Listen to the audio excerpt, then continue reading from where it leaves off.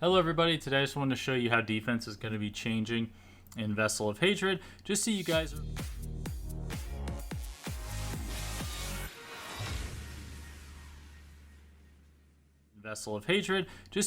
are aware. So now with the new torments that are coming out, they have very steep penalties unlocked to them.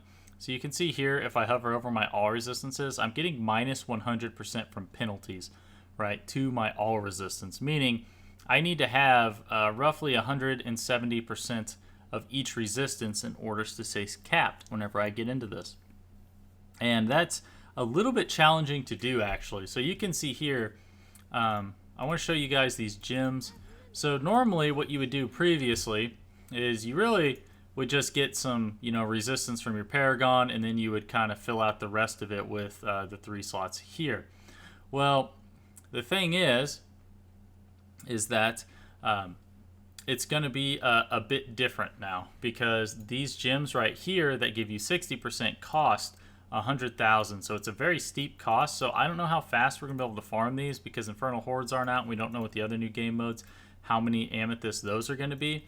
But until you actually can get these grand amethysts, you're probably going to struggle to hit your resistance caps, because you can see here I have 97% cold resist here. I have 79.9% lightning resist here, and if you look here, it says that I'm 70% over. So if I was to lose this on my piece of gear, I would actually be down 20%, and I'd only be at 50% cold resist. And to put this into perspective, if we look at my Paragon, because you might say, oh, well, can you maximize your Paragon more? And the answer really is no. If you look here, I have the all resist here. We keep padding. I have the all resist here. Have all resist here. I have the poison resist here to get extra poison resist. So I have poison resist there. I have all resist here. All right, you can see I have all resist in virtually every single spot that I can get it, but yet I'm still hanging on by a thread here.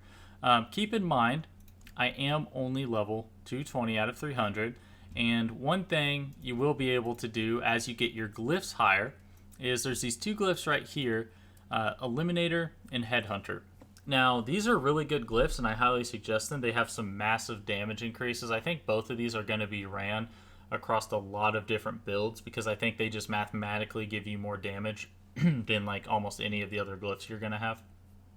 But that being said, you notice it says give a bonus to all normal nodes. When you max this out at 100, it goes up to 624%. So it makes every single one of these nodes give you 36 intelligence.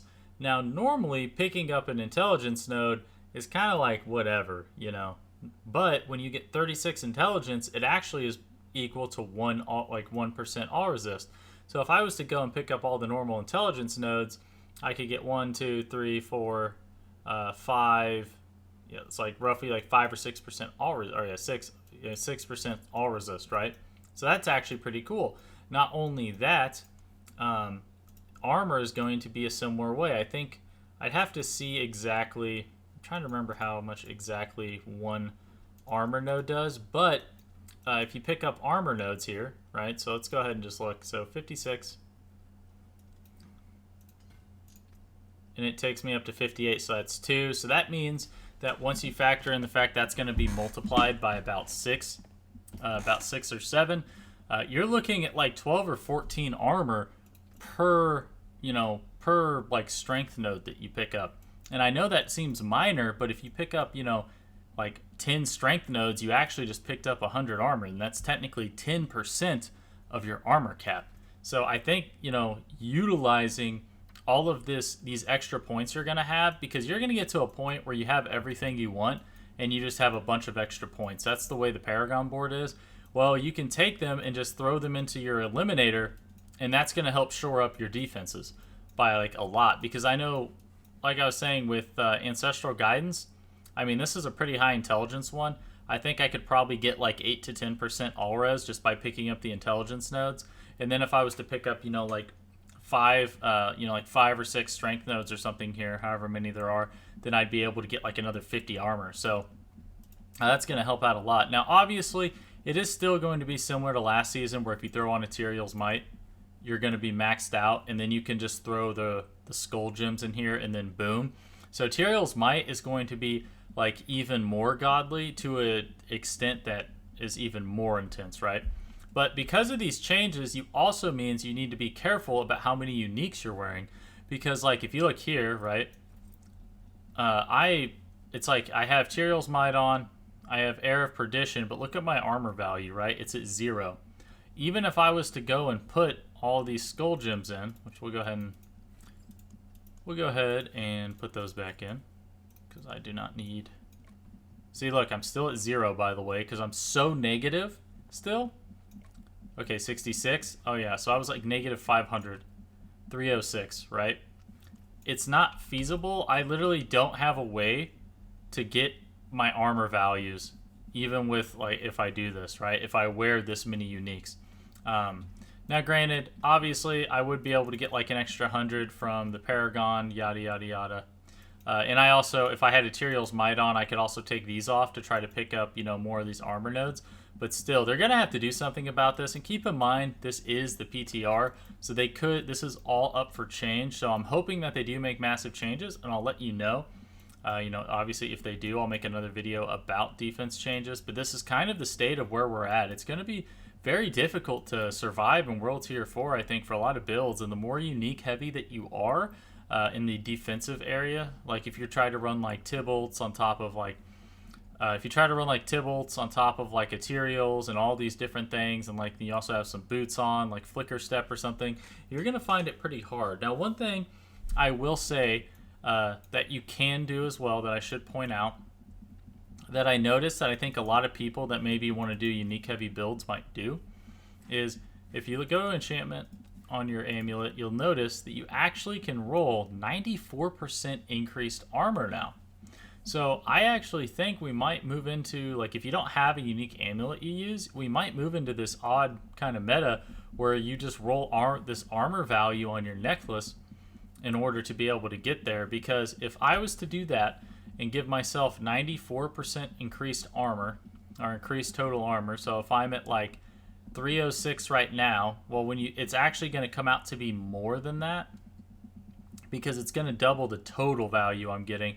So I think if I was to get a 94% roll, I would actually just go up to somewhere around 1,000. And if I was a little bit short, what then I can do is you can come down here, and there's an incense that you can get.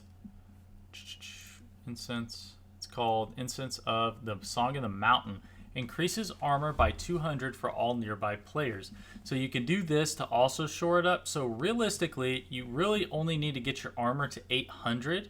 That's going to be like the minimum, absolute bare minimum that you're going to need to get your armor to. And then you can use Song of the Mountain to get the rest of the way. Because when you go up in the pit tiers, it doesn't continually reduce your armor, right? Because you have to remember, like, you know, the level thing is gone. You know, like monster level or whatever is gone now, so it's not really a thing.